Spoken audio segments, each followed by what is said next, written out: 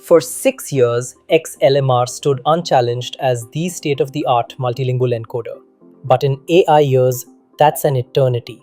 Johns Hopkins researchers release mmBERT that arrives as XLM-R's long-awaited successor, delivering 2 to 4 times faster inference, extended context windows up to 8,192 tokens, and stronger performance across both high and low resource languages.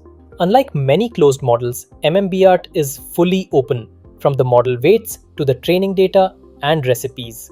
The team behind mmBERT trained it on 3 trillion tokens across 1,833 languages using a novel strategy called annealed language learning, gradually expanding the number of languages while adjusting sampling probabilities to give low-resource ones more impact.